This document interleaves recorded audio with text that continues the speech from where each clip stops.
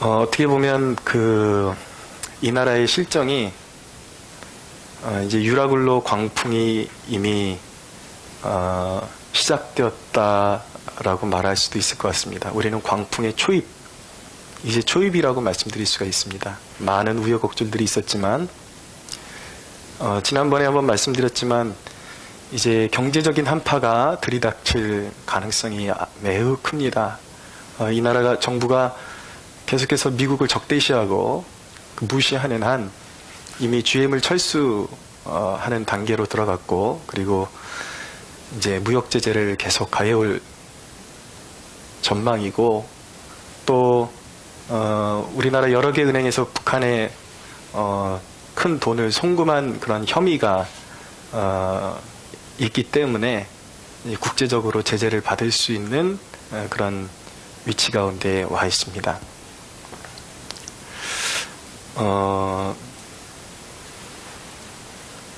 결국 김영철이라는 인물, 천안함 폭침을 통해서 46명의 우리 장병들의 목숨을 앗아간 중심 인물이 우리나라 야당에서 지금 저지를 함에도 불구하고 우회해서 한국당으로 들어왔다라는 그런 소식을 접하게 되었습니다. 지금 이 나라가 어디로 가고 있는지 이제 끊임없이 연방제의 늪으로 달려가고 있는 그런 그림을 보이고 있습니다. 이제 험난한 유라굴로 광풍으로 이제 우리가 들어가는 그림을 보이고 있는데, 유라굴로 광풍으로 인간이 빠지게 되는 이유가 무엇이냐면 하나님의 말씀에 대한 인간의 불순종 때문입니다. 듣지 않기 때문에 광풍을 허락하는 것이죠.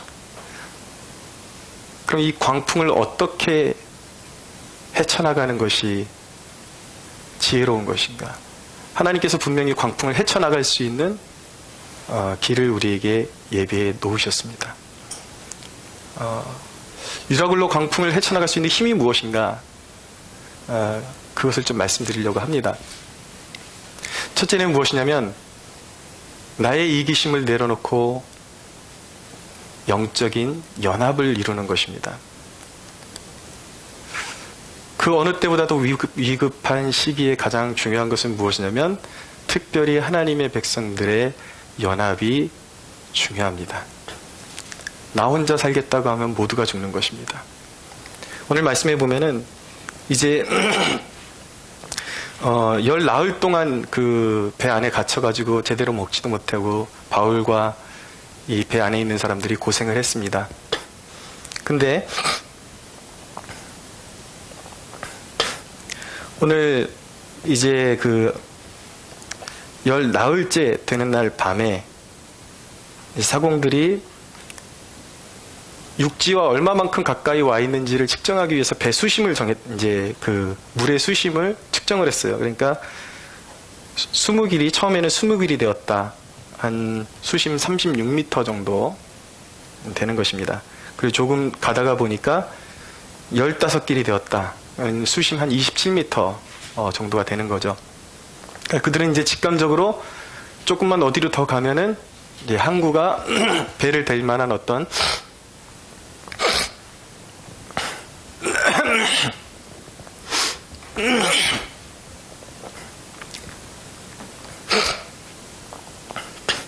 육지를 이제 만나게 될 것이라는 이제 기대를 할 수가 있게 되었습니다. 근데 풍랑이 여전히 심하고 앞을 가늠할 수 없는 그런 상태에 있었기 때문에 이대로 그냥 진행을 하는 것보다 배를 제자리에 묶어두고 날이 샌 다음에 움직이는 것이 좋을 것 같다라는 판단하에 이제 닷 4개를 이제 땅으로 내려서 배를 고정시키고자 했던 것이죠. 근데 거기서 일어나는 사건이 무엇이냐면 이 사공들이 이 닻을 내리는 척 하면서 30절입니다. 닻을 내리는 척 하면서 그 구조용 배 있죠? 거룻배를 몰래 내려가지고 탈출을 시도하려고 했던 것입니다.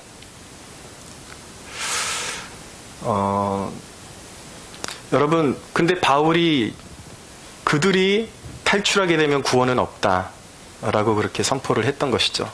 왜입니까? 왜 그들이 거룻배를 타고 도망가면 안 되는가?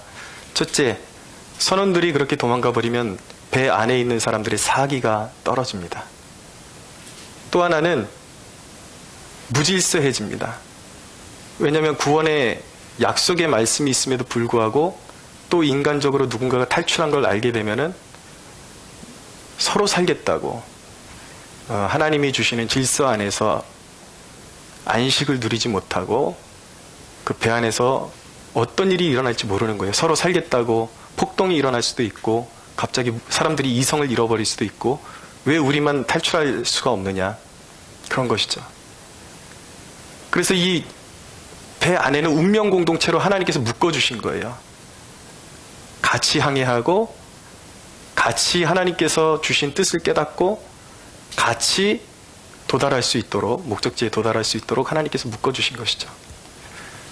결코 거기서 떨어져 나가서 자기네들만이 살 수 없다라는 것을 깨달아야 하는 것입니다. 이렇게 민족적인 유라굴로 광풍이 들이닥쳐 오고 있는데 우리 목회자들 가운데는 아직도 너무나도 순진한 소리를 하시는 분들이 있습니다. 뭐냐면 자기는 좌파도 아니고 우파도 아니고 한국교회 성도들이 좌우로 나누어져서 다투는 것이 자기네는 꼴보기 싫다라는 것이죠. 그것은 자기네들은 손에 전혀 피를 안 묻히고 먼지 하나 안 묻히고 우아하게 신앙생활을 하려고 그러는 그런 모습들을 보이게 됩니다. 저 역시도 좌파니 우파니 이런 거 가리는 사람이 아니었습니다. 그리스도인에게 좌파가 웬 말이고 우파가 웬 말입니까? 그러나 우리가 깨달아야 하는 사실은 우리나라가 지금 당면하고 있는 이 현실적인 특수성을 좀 알 수가 있어야 돼요. 이게 그냥 좌파와 우파와 정치적인 논리 싸움이 아니라 지금 이 대한민국이 겪고 있는 그림은 사회주의라는 이념의 영과 그리고 동성애와 성혁명을 주도하려고 그러는 이런 음란의 영과 이런 사단의 영과 그리고 하나님의 자녀들, 하나님 나라의 대치구도로서 영적인 싸움이라는 것을 알아야 되는 것입니다. 근데 그것을 보지를 못하는 거예요. 그러니까 우파로 나누기 위해서 우리가 우파의 진영에 있는 것이 아니라 그리스도인들 가운데서도 이 성경의 원리에 맞지 않는, 하나님 나라의 원리에 맞지 않는 그 영역에 그리스도인들이 서서 하나님 나라를 대적하고 있기 때문에 그것을 구분해내다 보니까 자연스럽게 생겨나는 게 뭐예요? 사실은 우리가 지금 이 시대의 우파라 그러는 것은 정치적인 우파를, 물론 정치적인 우파도 있어요. 근데 우리가 그리스도인으로서 우측에 서 있을 수밖에 없는 이유는 무엇인가? 그것이 하나님 나라의 가치관을 지켜내는 길이기 때문에 그 자리에 서 있는 것입니다. 자기는 손에 먼지 하나 안 묻히고 고상한 척하고 우월한 척하고, 여러분, 이 땅의 한국교회 목회자들이 깨어나야 하는 것입니다. 이 땅의 현실을 깨닫고 분명한 목소리를 내고 잠들어 있는 성도들을 깨울 수가 있어야 하는 것이죠. 여러분, 교회는 같이 이 유라굴로 강풍을 뚫고 나갈 수 있는 힘은 뭐예요? 나 혼자 살 수 있다 그러면 다 죽는 거예요. 특별히 우리 그리스도인들이 나는 이런 피 튀기는 영적 전쟁에 나는 함께 할 수 없다. 나는 그냥 싸우는 사람들이 따로 있으니까 나는 좀 뒤로 빠져 있다가 나중에 일이 정리되면 그때 그 평화를 누리겠다? 여러분, 말도 안 되는 일이에요. 그것은 있을 수 없는 일이에요. 여기서 이탈하면 죽는 것입니다. 오늘날 이 시대 가운데 이탈해서 자기 혼자의 그런 유익을 구하기를 원하는 사람들은 오늘 31절에 있는 말씀이 바로 우리에게 주는 말씀이라는 것을 기억해야 할 것입니다. 이 사람들이 배에 있지 아니하면 너희가 구원을 얻지 못하리라.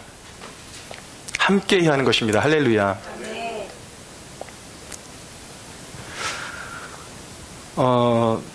여러분, 우리 교회의 정체성은 분명히 말씀드리지만 도시와 청년을 품은 그런 교회예요.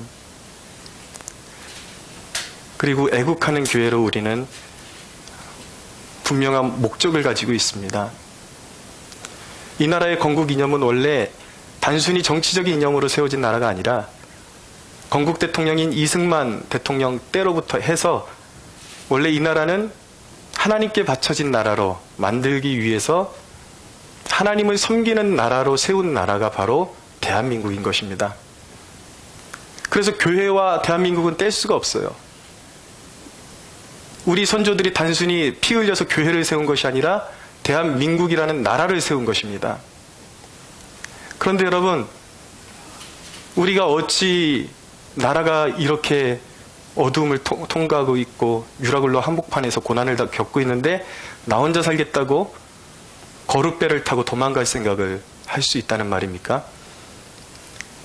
여러분, 돌아오는 3월 1일 날 우리 그리스도인들이 모두 오후 1시에 광화문에 모여서 구국기도회를 합니다. 너나 할 것 없이 모여야 합니다. 여러분, 나라를 사랑한다, 교회를 사랑한다 해놓고 나라가 당면하고 있는 이 현실을 외면하는 사람은 결코 그리스도인이라고 말할 수가 없는 것입니다. 구국기도회뿐만 아니라 모여야 돼요. 우리 교회도 수요일날 지금 계속해서 모여서 끊임없이 민족을 위해서 기도하고 있습니다. 너무나도 안타까운 사실은 우리 교회 수요 예배가 우리 교인들보다도 매번 다른 교회나 다른 공동체에서 와서 예배를 드려주는 경우가 더 많다라는 거예요. 엊그제 금요일도 몇 사람이 나라가 이렇게 기울어가고 있는데 그냥 제자리에 앉아 있을 수 없다 해서 청계산 기도원에 올라가서 방 하나 빌려서 또 몇 시간을 뜨겁게 기도하고 그렇게 내려왔습니다.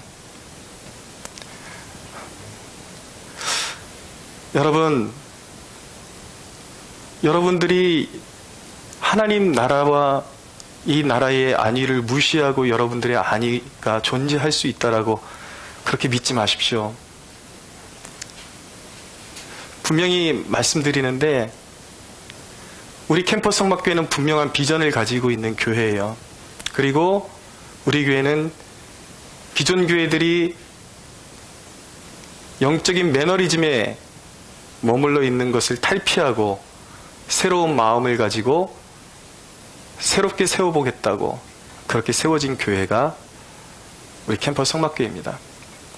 여기 오신 분들도 아마 다른 곳에 가지 않고 여기 오신 이유는 무언가 기존 교회에서 무언가 목마름이 있고 뭔가 새로운 도전을 원하기 때문에 온 것으로 저는 알고 있습니다. 그러면 그 기회를 잘 살려야 돼요. 저는 이 순간에 제가 결단한 것이 있습니다. 여러분, 이 교회의 비전에 함께 여러분들이 적극적으로 동참할 수가 있어야 돼요. 여러분들이 냉정하게 생각해 보십시오. 저는 여기 사람을 모으기 위해서 이 교회를 세우지 않았습니다. 소수가 모이더라도 하나님께 헌신하는 사람들을 세우기 위해서 이 교회를 세웠습니다. 여러분들이 우리 교회의 비전에 동참하려면 최소한 아무리 여러분들이 여건이 좋지 않아도 진짜 사람의 힘으로 어쩔 수 없는 그러한 악조건이 있지 않는 한 최소한 어디서든지 수요일날 한 달에 2번은 이곳에 꼭 참석해야 합니다. 예배에 같이 기도해야 돼요. 그리고 가을에 우리 세일에 기도해야죠. 또 크리스마스 때마다 우리가 전도 집회를 하게 됩니다. 이 비전에 우리가 함께 하지 않고 결코 우리 캠퍼스 성막교회의 성도라고 말할 수 없는 것입니다. 사랑하는 여러분, 이 시간 제가 여러분들에게 도전하는데 여러분들이 어정쩡하게 서 있는 그 발을 이제는 확고히 하십시오. 만약에 여러분들이 우리 교회의 비전에 할 수 없다면, 함께 할 수 없다면 지금이라도 늦지 않았습니다. 시간만 아까운 거예요. 여러분들을 양육할 수 있는 교회로 찾아갈 수 있으면 찾아가십시오. 여러분 하루에 주일날 1시간, 1시간 반만 예배드리고 모든 것을 마무리할 수 있는 교회는 세고 셌습니다. 우리 교회는 그런 교회가 아니에요. 제가 이 말씀을 드릴 수 있는 이유는 여러분들이 제 마음을 다 들여다볼 수 없겠지만은 저의 솔직한 심정은 그래요. 저는 여러분들이 사는 걸 원하지, 여러분들이 하나님 나라에 온전히 헌신되기를 원하지, 제 유익을 위해서 목회하기를 원하지 않습니다. 믿든지 말든지 제가 쓴소리하는 것도 여러분을 향한 사랑이 있기 때문에 쓴소리를 하는 거예요. 그렇습니다. 저는 여러분들이 살 수만 있으면 제 살을 베어버릴 수 있어요. 이전에도 청년 2명이 있었는데 교회에 나와가지고 늘 싸우는 거예요. 둘이 친해도 서로 아끼고 보듬어줘도 모자랄 판에 만나기만 하면 싸우고, 한 친구는 목사인 내게도 늘 습관적으로 거짓말하는 그런 것들이 몸에 배어 있어요. 그래서 안 되겠다. 그때 우리 교회에 교인이 그 2명밖에 없었어요. 피 같은 사람들이죠, 저에게. 근데 제가 불러다 놓고 얘기했어요. 너희들 그렇게 싸우고 교회에서 은혜 받고 은혜 까먹고 목사님한테 정직하지 못하게 그렇게 하고 입만 열면 거짓말하고, 목사님이 너희에게 해줄 수 있는 선물이 이것밖에 없다. 내가 너희를 양육하고 싶지만 난 너희가 정말 영적인 중요한 일생의 교훈을 배우기를 원한다.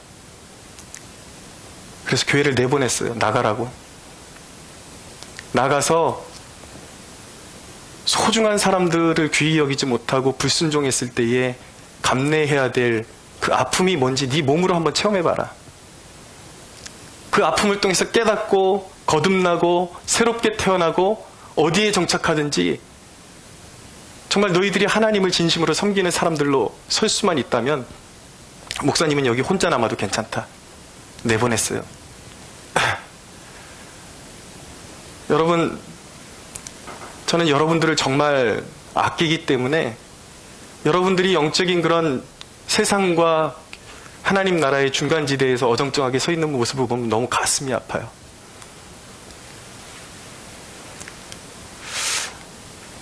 사랑하는 여러분, 우리가 인생을 살아갈 때 어떻게 살아가야 되는가? 오늘 말씀해 보면은 바울이 그들이 함께 이 배에 있지 아니하면 구원을 받지 못하리라고 말하면서 동시에 뭐라고 어떻게 조치를 취했냐면 32절에 이에 군인들이 거룻줄을 끊어 떼어 버리니라 라고 그랬습니다. 여러분, 우리가 세상을 이기기 위해서, 유라굴로 광풍을 이기기 위해서 하나님 외에 그 어떤 것도 의지할 마음을 품어서는 안 되는 거예요. 하나님 외에 그 어떤 것도 의지할 만한 것이 있다면 다 끊어버려야 하는 것입니다. 그래야 사는 거예요. 세상도 끊어버리고 여러분들이 믿는 사람도 끊어버리고, 물론 관계를 절단하라는 얘기가 아니에요. 의지하지 말라는 거예요. 모든 것을 하나님 발 앞에 내려놓고 하나님의 은혜로 살고자 할 때 그곳에 돌파구가 있음을 믿으시기 바랍니다. 기도해야 돼요. 기도하지 않고 어떻게 유라굴로 강풍을 이겨낼 수가 있습니까? 기도만이 어둠과 대적을 꺾을 수 있는 유일한 능력이라는 것을 우리가 깨달아야 하는 것입니다. 사도행전 4장을 읽어드릴게요.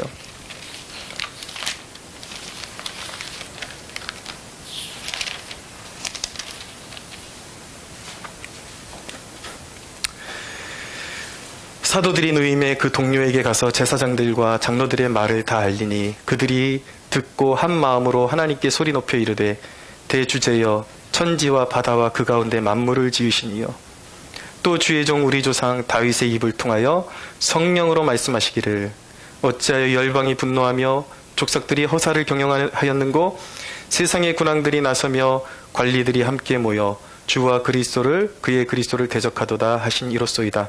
과연 헤롯과 본디오 빌라도는 이방인과 이스라엘 백성과 합세하여 하나님께서 기름 부으신 거룩한 종 예수를 거슬러 하나님의 권능과 뜻대로 이루려고 예정하신 그것을 행하려고 이 성에 모였나이다. 주여 이제도 그들의 위협함을 굽어보시옵고 또 종들로 하여금 담대히 하나님의 말씀을 전하게 하여 주오시며 손을 내밀어 병을 낫게 하시옵고 표적과 기사가 거룩한 종 예수의 이름으로 이루어지게 하옵소서 하더라. 빌기를 다함에 모인 곳이 진동하더니 무리가 다 성령이 충만하여 담대히 하나님의 말씀을 전하니라. 할렐루야. 네. 기도만이 이념의 영을 끊어버릴 수 있음을 믿으십시오. 네. 기도만이 이 땅에 만연한 우상과 기도만이 음란의 영을 끊어버릴 수 있음을 믿으시기 바랍니다. 네. 지금은 깨어나야 될 때예요. 따뜻한 아랫목에다가 등짝대고 누워가지고 뒹굴거리고 돈 조금 더 벌겠다고 아둥바둥거리고 그러다 나라 망하고 우리 삶의 터전을 잃어버리면 누구의 책임인 것입니까, 여러분? 우리가 이 시대에 살고 있는 건 그만큼 책임이 막중한 시대에 살고 있다는 것을 깨닫는 축복이 있게 되기를 원합니다.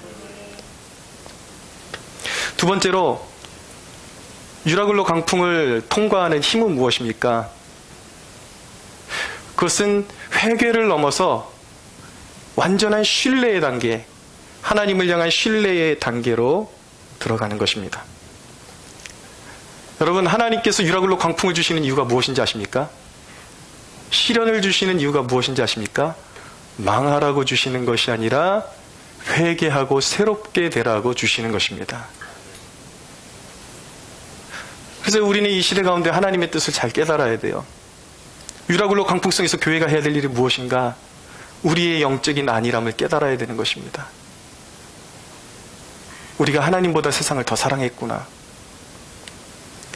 그리고 하나님께 돌이키기를 원하시는구나 라는 하나님의 마음을 깨닫고 온전한 회개를 이루어야 하는 것입니다. 그들의 죄가 아니에요. 우리의 죄인 것입니다.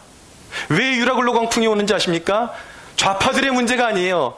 물론 가시적으로는 그들의 죄목이 가장 도드라지고 가장 중심축에 있는 것은 사실이지만 그것은 이미 하나님께서 심판하기로 작정하셨기 때문에 두드러진 현상일 뿐이지 이 유라굴로의 원칙적인 원인은 무엇인지 아십니까? 교회가 썩었기 때문이에요. 세상을 사랑하고. 무엇이 썩은 건지 아십니까? 여러분들은 동성애 찬성하고 이런 것만 썩은 걸로 알죠? 그게 아니에요. 교회가 사명을 잃어버린 것.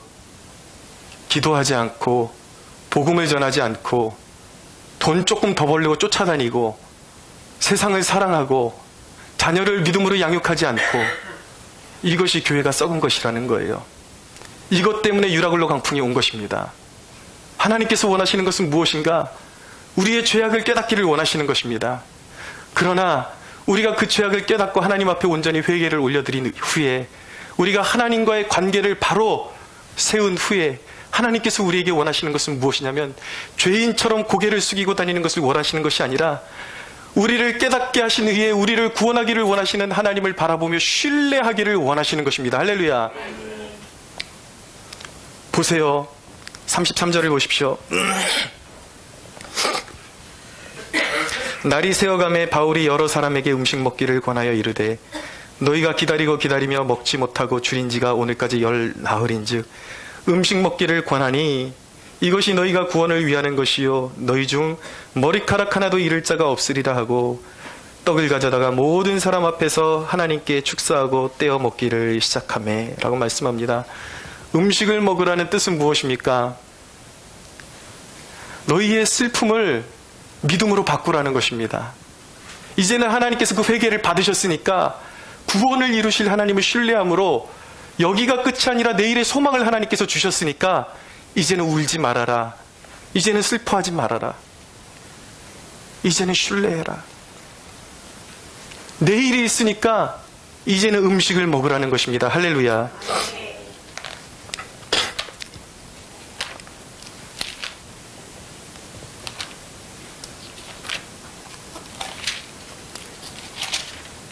예레미야 29장 11절에 있는 말씀입니다.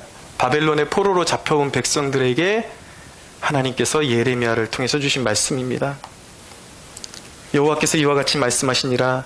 바벨론에서 70년이 차면 내가 너희를 돌보고 나의 선한 말을 너희에게 성취하여 너희를 이곳으로 돌아오게 하리라. 여호와의 말씀이니라. 너희를 향한 나의 생각을 내가 아나니 평안이요 재앙이 아니니라. 너희에게 미래와 희망을 주는 것이니라.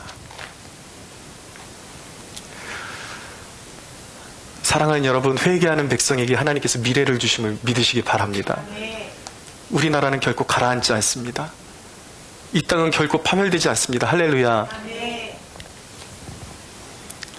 그러므로 여러분들의 애통함을 세상적인 즐거움이 아니라 그리스도 안에서 하나님을 신뢰하는 기쁨으로 바꾸십시오. 마음이 무너질 때마다 원망하지 말고 시와 신령한 노래와 찬미로 여러분들의 입술을 채우십시오. 날마다 하나님과 동행하십시오. 그분이 인도하실 것입니다. 여러분, 하나님께서 이 유라굴로 강풍 가운데서 하나님의 백성들이 어떤 모습으로 서기를 원하실까요? 어떤 제스처를 취하기를 원하실까요? 같이 분노에 휩싸이고 우왕좌왕하고 원망하고, 아니요. 바울의 모습을 보십시오. 죄수의 신분으로 이 깨져가는 배 한복판에 서서 사람들을 격려하는 바울을 보십시오. 여러분들에게 세상을 위로할 수 있는 하나님의 말씀이 있습니까? 날마다 하나님의 말씀 앞으로 나아가십시오. 사람들이 부정적인 소리를 할 때 함께 참여하지 말고 하나님의 말씀으로 격려하십시오. 할렐루야.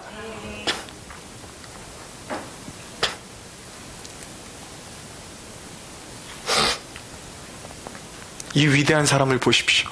떡을 들고 하늘 들어서 축사하고 사람들을 격려하고 떡을 나눠줍니다. 다 깨져가는 뱃속에서 이 식사 시간을 통해서도 하나님께 영광 올려드리는 바울의 모습을 보십시오. 사랑하는 여러분, 식기도는 하고 밥을 드십니까? 식기도가 얼마나 중요하고 얼마나 하나님께 영광이 되는 일인지 여러분들은 식기도를 부끄러워할지 모르겠지만 세상 사람들은 감사함이 없이 먹는 밥을 우리 그리스도인들은 밥을 먹는 순간에도 하나님을 인정한다라는 것이 얼마나 위대한 선포인 줄 아십니까? 그런 묵상을 했습니다. 아, 내가 식기도의 의미를 너무 외면하고 있었구나. 이 본문을 묵상하다가 바울이 하늘을 우러러 이 축사를 한 이 대목을 보면서 아, 내가 식기도를 너무 형식적으로 했었구나라는 그런 반성, 회개를 이루게 되었습니다. 여러분, 이 식사가 우리가 먹는 일용할 양식이 누구나 먹을 수 있는 양식일까요? 여러분들이 음식을 앞에다 놓고 한번 생각해 보십시오. 여러분들이 식기도만 제대로 해도 여러분들은 열방을 품는 하나님의 사람으로 변할 수가 있습니다. 얼마나 많은 아이들이 굶주리고 아시아권의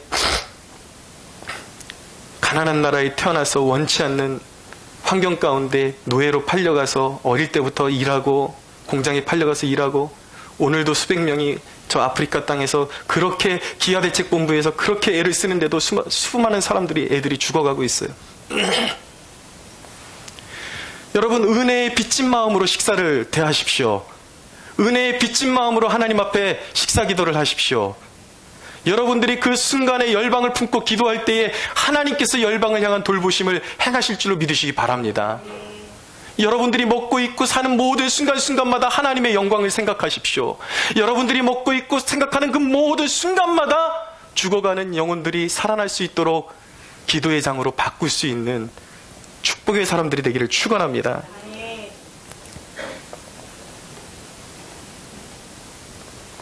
38절을 보세요. 배부르게 먹고 밀을 바다에 버려 배를 가볍게 하였다. 여러분,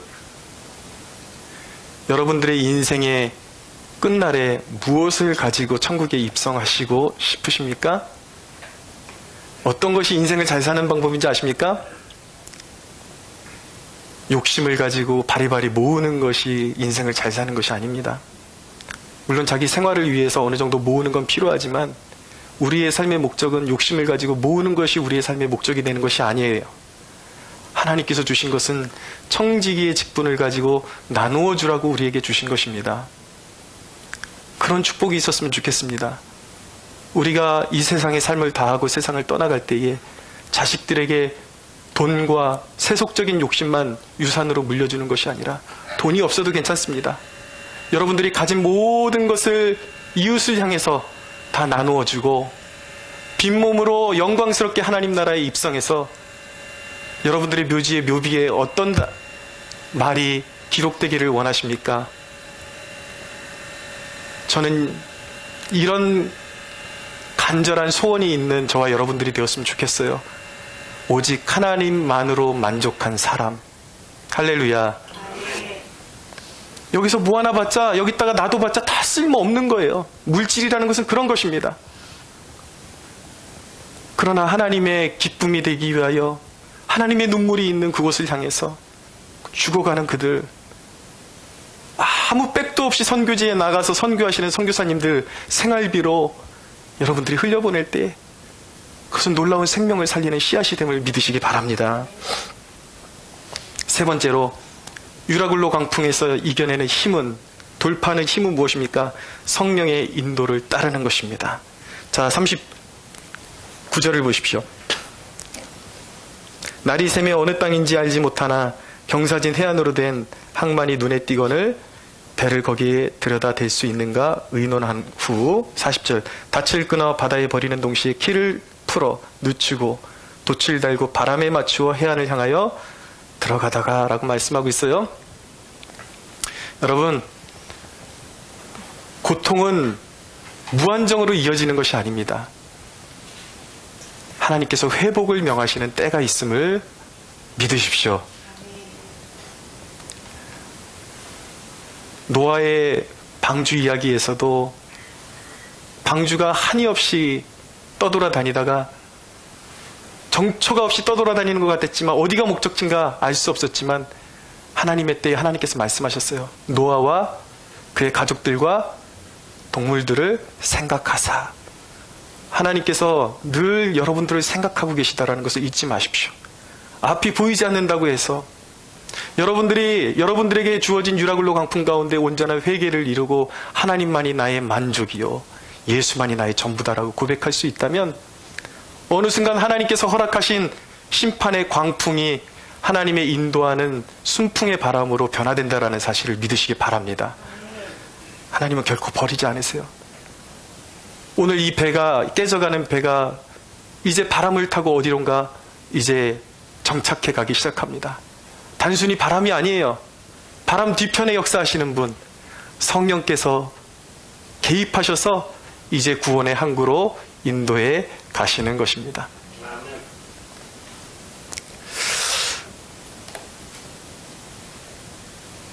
41절, 42절, 43절 두 물이 합하여 흐르는 곳을 만나 배를 걸어 이 물은 부딪혀 움직일 수 없이 붓고 그 물은 큰 물결에 깨어져 가니 군인들이 죄수가 헤엄쳐서 도망할까 하여 그들을 죽이는 것이 좋다 하였으나 백부장이 바울을 구원하려 하여 그들의 뜻을 막고 헤엄칠 줄 아는 사람들을 명하여 물에 뛰어내려 먼저 육지에 나가게 하고 그 남은 사람들은 널조각 혹은 배 물건을 의지하여 나가게 하니 마침내 사람들이 다 상륙하여 구조되니라. 할렐루야. 네, 하나님께서 바울의 목숨을 건져주셨어요. 그리고 구원의 항구에 다다르게 되었습니다. 그러나 하나님이 말씀하신 대로 배는 다 깨지고 생명만 살아났다라고 말씀하고 있습니다. 사랑하는 여러분, 인생을 살아가면서 언젠가 다 깨어질 것들을 추구하면서 살아가지 마십시오. 우리 인생에 제일 중요한 건 우리의 영혼입니다. 생명입니다. 할렐루야. 네. 세상에 부질없는 것들 의지하지 마시고 저는 소원합니다. 이 땅에 이념의 우상들, 음란의 우상들, 인간이 섬기는 정치의 우상들, 인간이 의지하는 세상 그 무엇들 하나님 이 유라굴로 광풍을 통해서 다 깨어지게 하여 주옵소서. 그리고 이 민족이, 이 민족교회가 다시 새롭게 일어나서 오직 그리스도의 영광, 하나님의 영광만을 드러낼 수 있는 진정한 그리스도의 신부로 다시 빚어지게 하여 주옵소서. 사랑하는 여러분, 이것이 바로 하나님께서 유라글로 광풍 가운데 우리에게 원하시는 하나님의 마음이요 하나님의 생각임을 기억하시기를 바라고 마지막으로 부탁드리고 말씀 마칩니다. 여러분, 나 혼자 살겠다고 배에서 뛰어내리면 다 죽습니다. 그리고 마침내 교회가 승리하는 날에 교회의 고난에 참여하지 않는 사람들은 결코 그 축복을 같이 누릴 수 없다라는 것을 기억하시면서 끝까지 기도하면서 우리의 사명은 무엇입니까? 대적을 향해서 되든지 안 되든지 골리앗에게 우리의 물맷돌을 이길 때까지 던져야 할 줄로 믿으시기 바랍니다. 이 영적 싸움 회피하지 마십시오. 모두가 나오십시오. 3월 1일 날 딴 데 가지 마십시오. 다시 한번 말씀드리는데 제가 두고 보고 보다가 교회의 사명을 받들지 않는 그런 분들이 있다면 어느 기관이 차면 제가 말씀드리겠습니다. 그런 분들은 우리 교회와 함께 할 수 없습니다. 어정쩡하게 서 있지 말고 마음에 결단하고 하나님 나라 위해서 썩어지는 미랄 되기로 결단하는 저와 여러분들 되기를 예수님의 이름으로 축원합니다. 하나님께 영광의 박수 올려드리겠습니다.